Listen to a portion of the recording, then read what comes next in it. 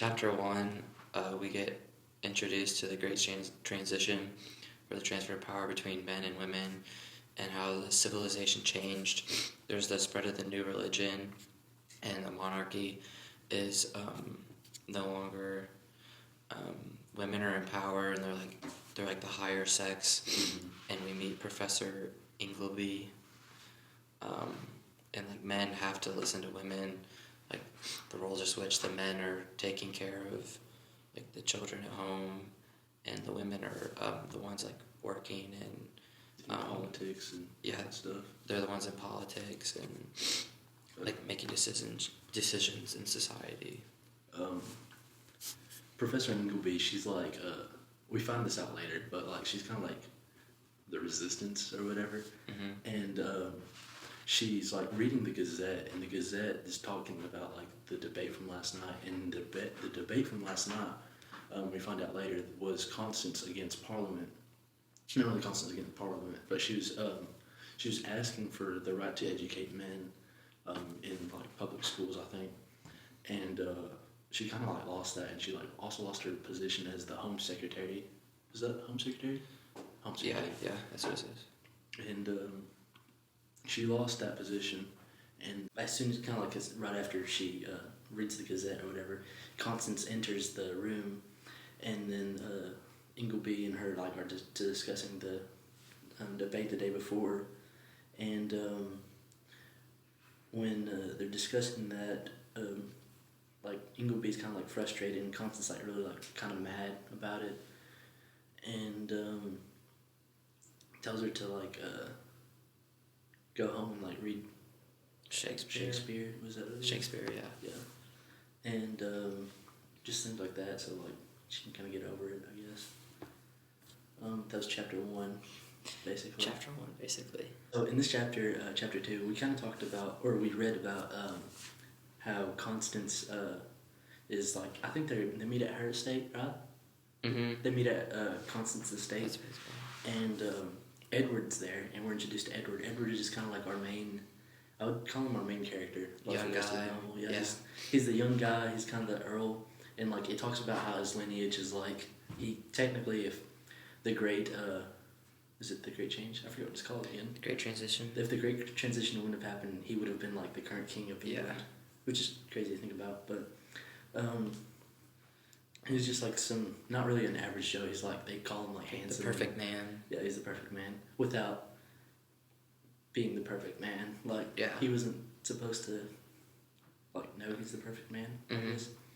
And they're talking in there, and then he wants to marry Constance, and Constance wants to marry him, right? Mm-hmm. Too. Yeah. But the Duchess wants to marry Edward, but Edward doesn't want to marry her because she's old, and I guess it's like normal in their society, but he doesn't want to. He wants to marry Constance, but like the Duchess won't let it happen, and she's like, they have like a meeting, right? Over it. Like it's this chapter 3, yeah. That's in chapter 3, but yeah, because like they're like making out and stuff, and he's like, let's just go over there and like declare that we'll get married or something. Yeah. Trying to appeal that against the Duchess's case and stuff like that. Yeah.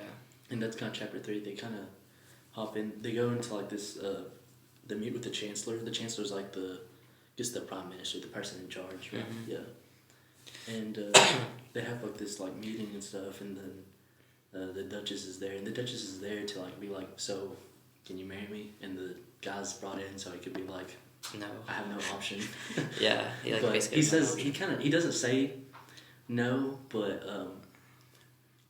what's her name? Constance. Constance is Constance is there, and she asked to marry him before the Chancellor says anything about the Duchess or whatever. Mm-hmm. And says that, and then the Chancellor's like, well, the Duchess kind of beat you to it, and like it would be better if he married her and stuff like that. Because she's rich. Because she's richer. Because they're all rich. Yeah.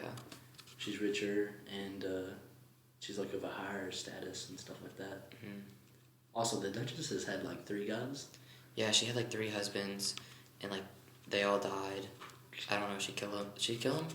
It doesn't say she killed him, but like that's 3 husbands, dude. Like 3 husbands that she killed. So why would you want to marry her? Yeah, like this guy's probably like a sketch about that too. And chapter 4 is titled "The Great Duchess." Basically, in this one, it's kind of like part of the master plan that goes on or whatever. That I guess the professor has. It's her master plan. Like, we found out it's her husband's later on, but let's not talk about that. The professor kind of has like the Duke or the Earl. Yeah, his name's the Earl, right? Mm-hmm. Yeah, has him like has Edward go out in town and like go to like all these public events and stuff like that. And Constance is like trying to get all her people, her political people, to like make it as big as possible. Yeah, it talks about the lower houses and upper houses. Yeah, like the legislators. Trying to get them to like riled up and stirred up about it, and it's kind of like it's like a revolution. Yeah, kind of kind of like the first kind of like stir in the whole thing. Yeah. Well, and it also talks about how like the Duchess isn't liked at all either, especially about the 3 guys that. Yeah, the 3 husbands that she killed. Yeah, and then she has a conversation with one of her friends, Julia, I believe. Julia. Yeah.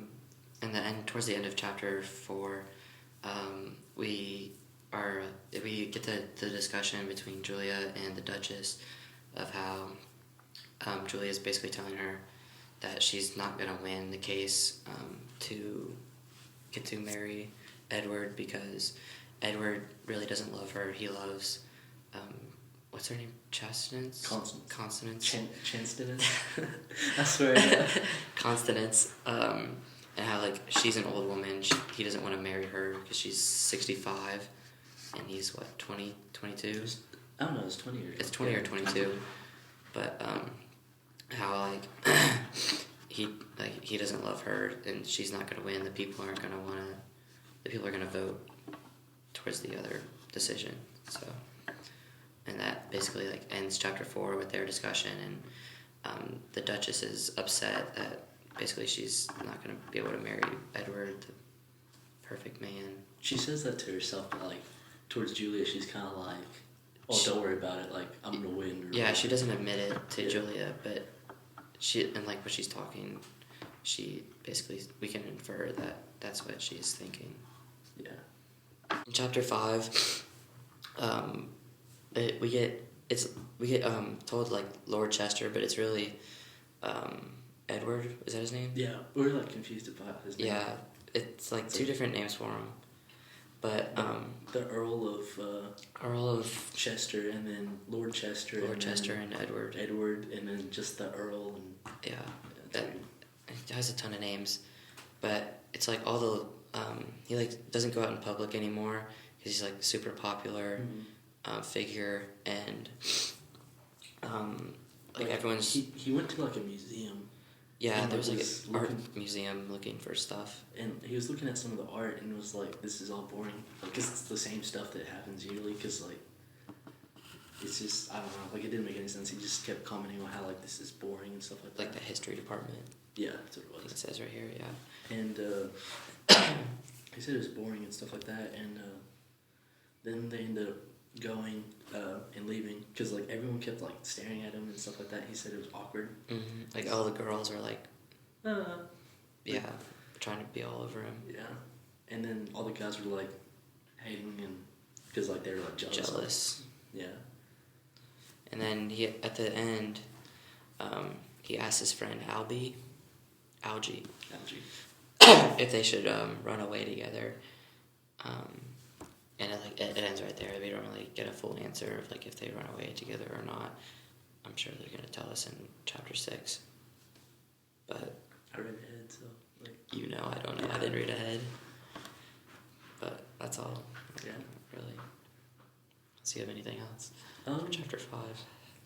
Apparently he's got an amazing singing voice, which is cool. Like I wish I could sing, so that's a thing. Yeah, no one had a better voice or sang with greater expression. All of his songs, and it gives a song that he sings. I couldn't tell if that was a poem or a song, but I guess that's the song that he sung or sang. I guess he can play piano too. Yeah, because it didn't say he was playing piano, but he said he stood up from the piano, which is kind of like I guess he plays piano. I don't know. Yeah. Then afterwards, after he sang, he was like he said something along the lines of like it's crazy. Like he said, the air tasted. What was it? The air tasted good, but the words were horrible or something like that. Yeah, something about the air. Yeah. Was like something in the air was nice or something. Yeah, like he said. I guess he was saying like with a figure of speech that he sang good, but like he hated the words to it. Something like that. Yeah, that's probably what it was trying to say. That he was good, but yeah, I don't know. Yeah. Like, I'm good at singing, but I didn't like the song. I don't know. Yeah.